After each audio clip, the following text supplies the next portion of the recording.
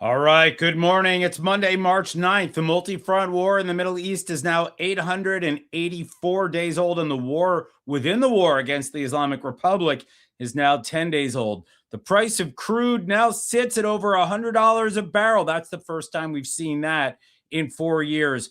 Once again, we're here to break it all down for you. Once again, I'm your host, Jonathan Schanzer. Welcome back to the FDD Morning Brief. We're going to keep the SITREP format of this show going for a bit. There's just too much happening to prepare this program the night before, so we're bringing on top experts for longer conversations with just a brief roundup of the news from me. Stay tuned momentarily for some terrific analysis out of both Israel and the UAE, but for right now, here are your headlines. We continue to see total air dominance, air superiority by the United States and Israel. CENTCOM putting out a tweet over the weekend claiming that both Israel and the United States are the best air forces in the world. Hard to argue with that. Meanwhile, we see the intensification of strikes by both Israel and the United States against targets across the Islamic Republic. They say that Iranian launches are down, but it's clear the regime is still able to fire ballistic missiles and drones in large quantities at Israel, as well as the surrounding Gulf states, 12 countries under fire by last count. Israel has taken out some of Iran's oil assets over the weekend. That has sent the price of crude sky high. The flames also went sky high in the Islamic Republic. The images were quite stark. This is going to set the regime back financially, of course, but the move was not appreciated everywhere. Senator Lindsey Graham from South Carolina made sure to say so to the Israeli media. He has noted that the Iranian people will need those resources when the war ends. So let's stay tuned to see whether strikes continue on those Iranian oil assets. Mujtaba Khamenei, the son of Ali Khamenei, the fallen supreme leader, dare I say extreme leader of the Islamic Republic, is now replacing his father. So much for that 1979 Islamic Revolution to topple a corrupt dynasty. We're now seeing a new corrupt dynasty continue to consolidate power. Surrounding Arab countries continue to get hit after a bizarre apology from the regime for bombing them.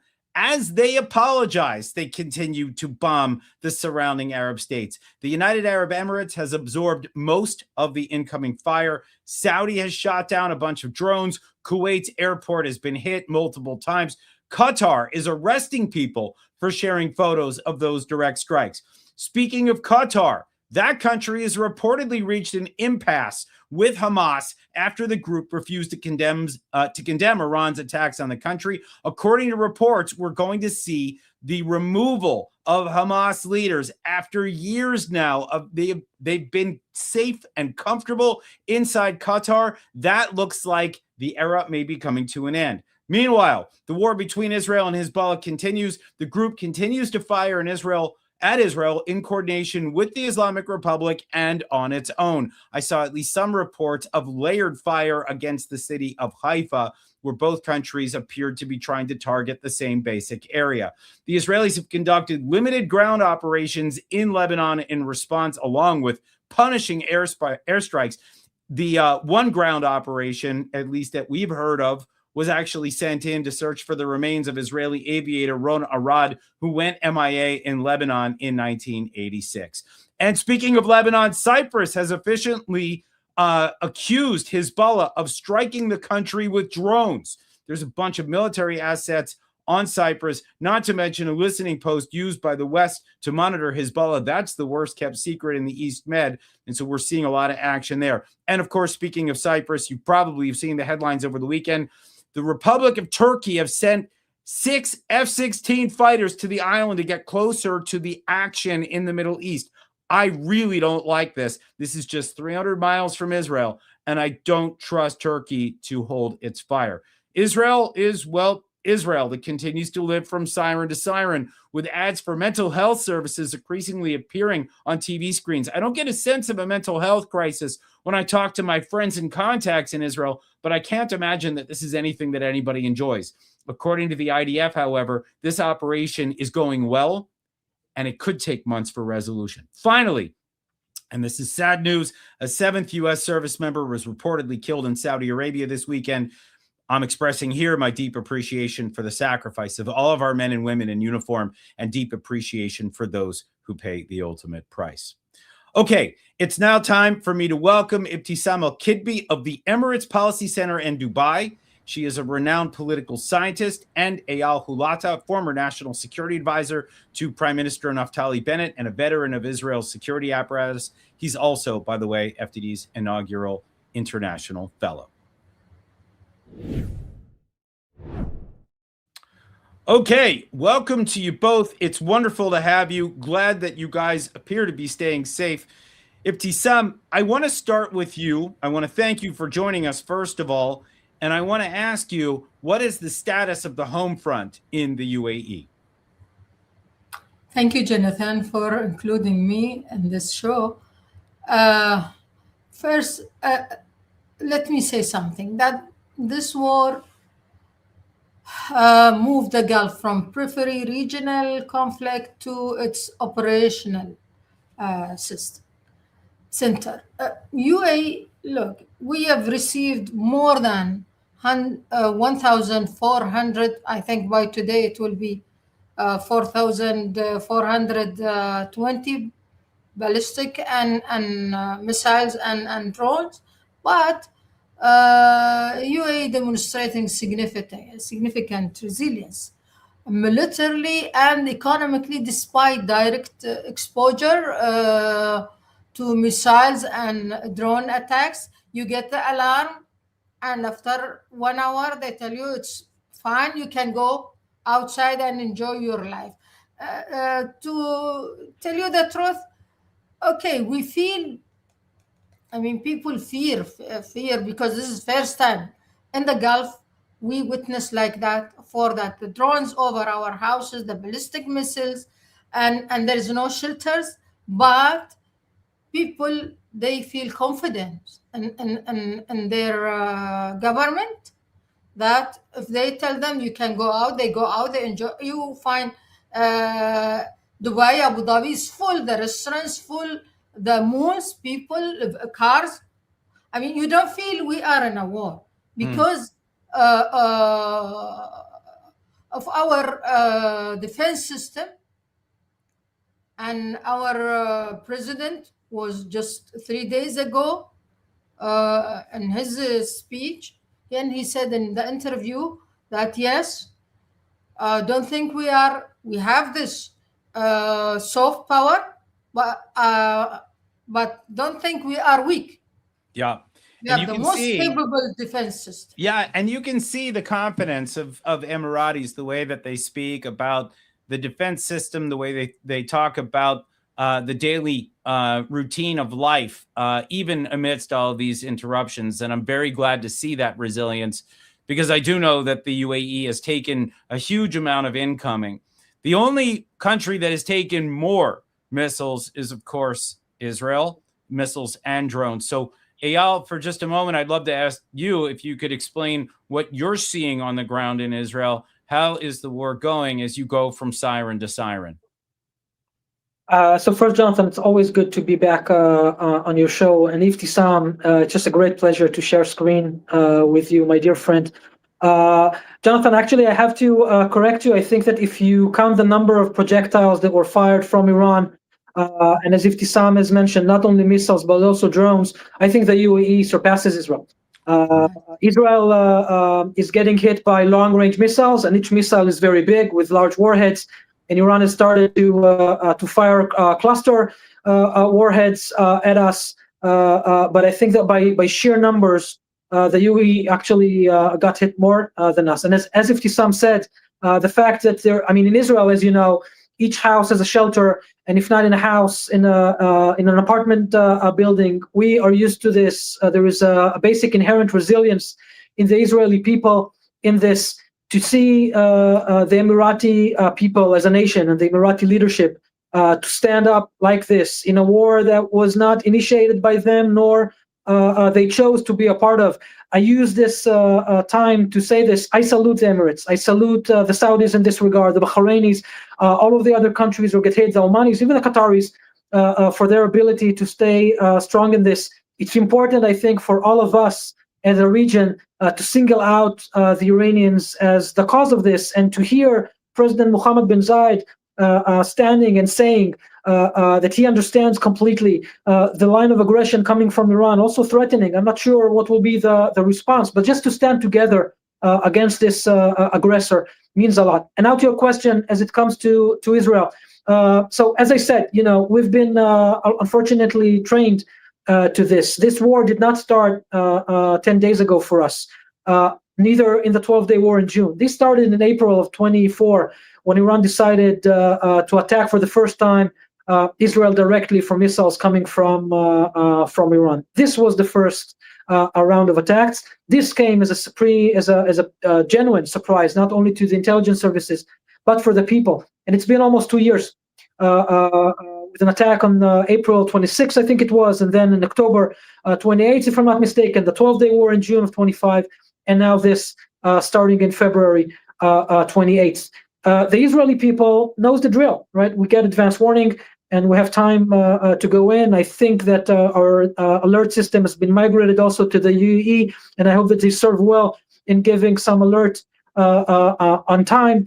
As a people, unfortunately, we know that means. And I think by and large, there was a sense in Israel that when we need to take the hit, especially when we know not only what the alternative price could be, but also what could be the value of this, we tend to come together. And as I say on this, we've been through worse, Jonathan. To be fair, no doubt. The Iranian attacks are not as strong as I'm sure they wanted them to be. One of the reasons I think they find themselves in need to attack also the Gulf countries is because they're not able to replicate anything remotely close to what they wanted to project by way of damage in Israel. We have casualties. We're counting them, of course. Each loss is a large grief. But now that Hezbollah has also joined, there is a little bit more damage and anxiety coming from the north by way of shorter alerts. This is what it comes to. The main question the Israelis ask themselves is, how will this end? How do we make the future better, not just for Israel, but for the region as a whole? Can we actually have a chance to degrade Iran, not only by their capabilities, but also in their leadership? This is how this will be viewed in hindsight to see if this was a success or not. All right, that's a great summary. Now, Ebtesam, I want to turn back to you. And I want to ask you this question about Arab unity amidst all of what is happening in the region. We were hearing a lot about how the UAE and Saudi Arabia were maybe not in agreement on a number of issues before the war broke out. Now, I think I see something different. I see the Arab states coming together, the Gulf states coming together in a unified voice. Tell us what you're seeing politically in the Gulf and across the Arab world. Right. Look, some of Arab countries were hesitating to condemn the Iranian attack against the Gulf, but after the Arab League yesterday, the meeting, they all the statement was that we have the right. I mean, the Gulf is to defend our self. But I just want, if you allow me, I mean, to talk about how the Gulf, I mean, I'm talking about GCC countries. For the GCC countries, the first option available lies in strengthening defense deterrence system. The development we are witnessing in the Gulf defense capabilities over recent years has not merely been reaction into current event, but the result sustained investment in military technology and air missiles defense system, especially UAE. So the recent attack have demonstrated that these systems are largely capable of addressing a significant portion of missiles and aerial threats. So also they also reflect a high level of operational readiness and coordination among military and security institutions. But however, the challenge goes beyond intercepting missiles or a drone, which is on the daily basis we hear.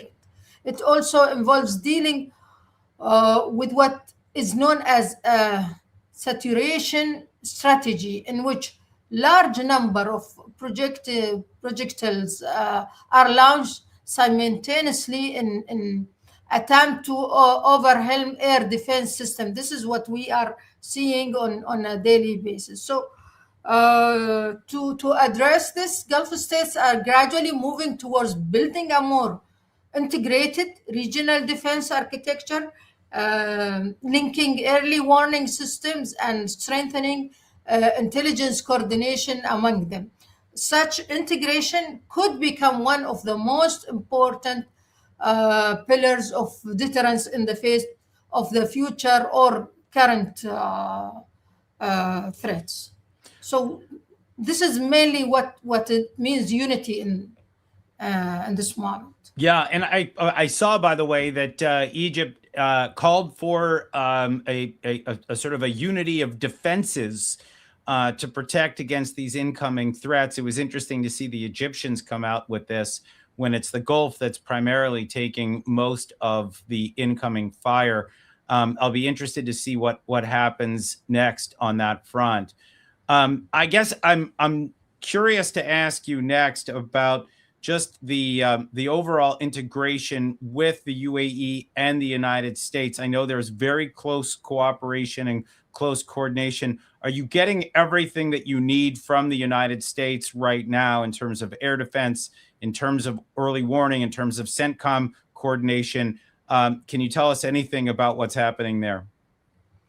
Look, in the beginning, I mean, before the war, we assure Iran, all the Gulfists, that we will not be part of this war. We will not let any attack coming from our land. And I think the situation now, we have been all attacked by the Iranian. There is no possibility only to cooperate with our allies.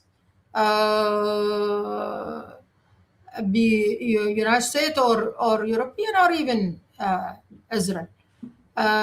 This is a war against all of us. I mean, Iran is firing everywhere firing. So I think some coordination has been taking. Yesterday, Sheikh Mohammed bin Zayed called Trump, and I think some of things discussed about kind of coordination or getting more defense system to help UAE. We are resilient, but you need your ally in this moment. Okay, Eyal, I want to turn to you. We've obviously just gotten a good situation update on what's happening in the Gulf. I want to ask you, from your vantage point, former national security advisor, you've been in the room. How is this war going? I mean, there's always the plans, and then there's the reality. Is the reality now kind of matching up with the plans that Israel had for this war that has been so long in the making?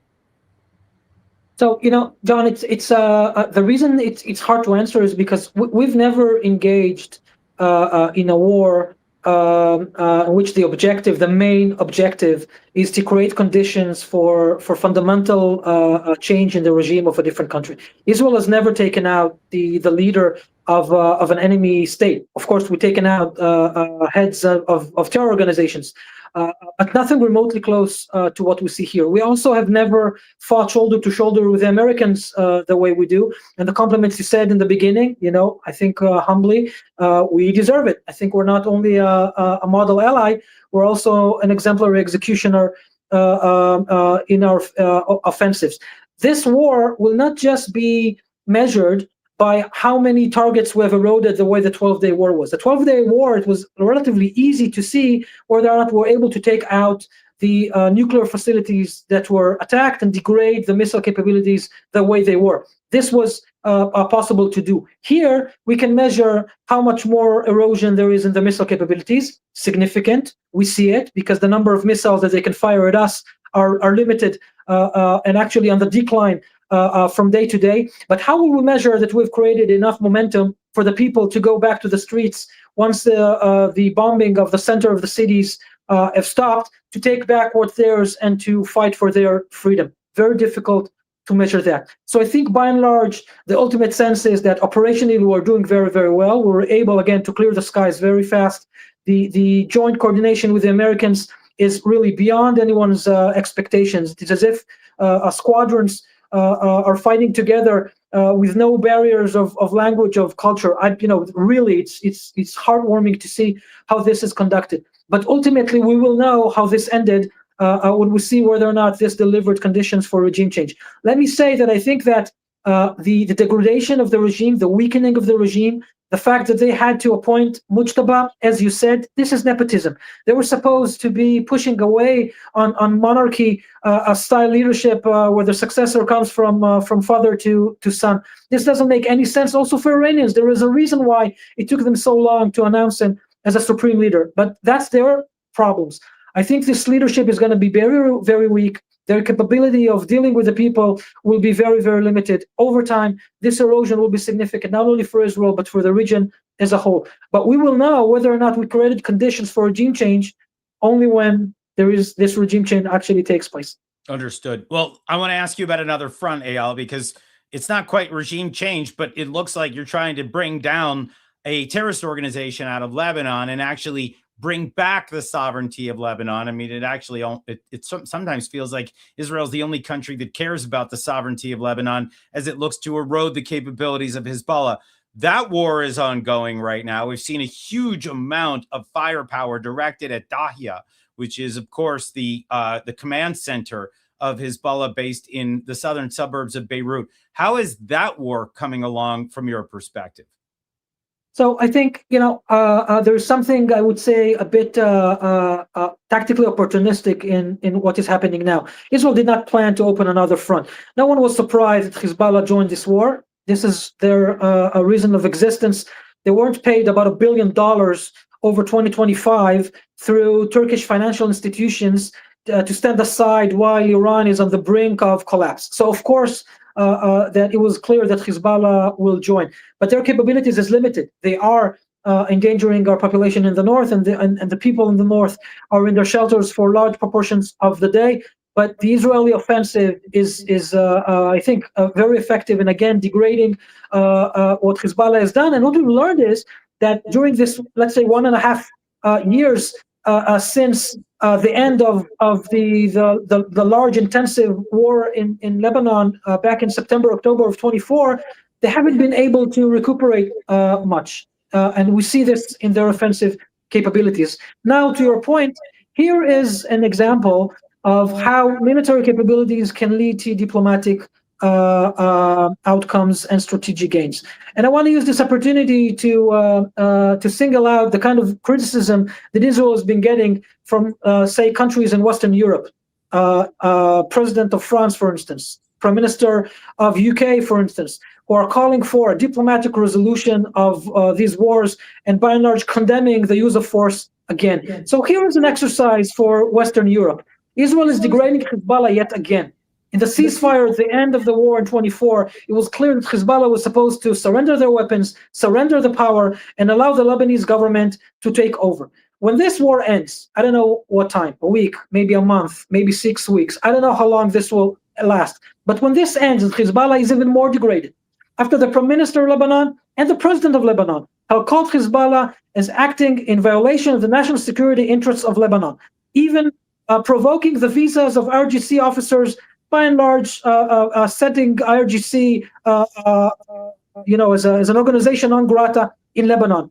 Will those countries who call for diplomatic resolution step up for a change and assist the government of Lebanon to win over their country and to liberate the people of Lebanon from the brutal grip of Hezbollah? Let's wait and see how this happens. This opportunity is coming, and coming fast. I think you're right. Okay, we're starting to round up here. We're trying to, I think, get out within the next couple of minutes. So I want to ask you each the same question. Ebtesam, I want to start with you. When you look ahead to the days and maybe weeks to come in this war, what are some of the milestones that you're looking at? And maybe what are the things that you worry about most as this continues to unfold? Look, I just want to comment about Mujtaba and electing Mujtaba. And this shows that we are, the strategy of confrontation, it will not stop. It will be, Iran will continue this because of his relation with IRGC. So there are lessons to get. And of course, we hope that it will not take more time for us in the Gulf. We cannot bear it. Although, as I said, it's resilient, our economy, our military. But we hope that Iran will be changed to a rational regime, accept the international law, and not the same Iran we are facing every time from war to war, a regime antagonize his neighborhood using proxies and instability in the region. We hope that will take us to a new phase of a new regional system where we have a normal relation between Israel, the Arabs, and more prosperity. You know what? I love the vision, and I think hopefully if things work out, we're well on our way.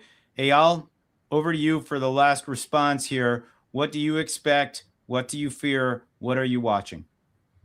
So first, my expectation is that this degree of jointness, not only between Israel and the United States, but also with the Gulf countries, will be a new beginning, or yet again another opportunity to harness all of this jointness, not only of interest but also of understanding of the importance of prosperity. They're value-based comparisons between our way of life and the Emirati viewpoint in this. And I hope that this will also enlarge and extend throughout the Gulf. There is a clear opportunity when this ends, when the mutual enemies have been degraded significantly. Both the Iranian axis and the Muslim Brotherhood have been degraded, to use this opportunity to embolden the jointness and to create this alliance that we've all been hoping. And the UAE have been leading the way in the Abraham Accords. This should be the future of the Middle East. Of course, I worry that things will go sideways. I worry that we will lose patience before we fulfill the mission, that we will see that we've just kicked the can further ahead, and we'll find ourselves again entangled in the future. We need to seize those opportunities when they are appearing in front of our eyes. And I think that there is a good opportunity for this to happen. I think there's a good chance the leadership of President Trump, the jointness of the region in this, this is what I hope to see in the next days and maybe weeks. That's what I hope too. We're going to end the conversation here. Ebtesam, AlKetbi, Eyal, Hulata, thank you guys so much. It is wonderful to have you guys both, not just on this program, but on the same screen. Emiratis, Israelis, Americans standing shoulder to shoulder right now amidst a crisis unlike anything we have seen in recent years in the Middle East. With that, folks, your Monday episode is coming to a close, but the war with the regime in Iran obviously continues. If you want to stay up to date on the latest, be sure to check out our website and our social media content. Check out our podcast. Just continue to check back because the output just continues. It has been remarkable here from FDD. By the way, yes, you can always head over to fdd.org/invest to make a highly appreciated tax-deductible donation so we can keep on doing our thing, especially during times like these. Tune in Wednesday for another episode of this particular morning brief. The headlines don't stop. Neither do we. Thanks for joining. I'm Jonathan Schanzer, signing off for FDD.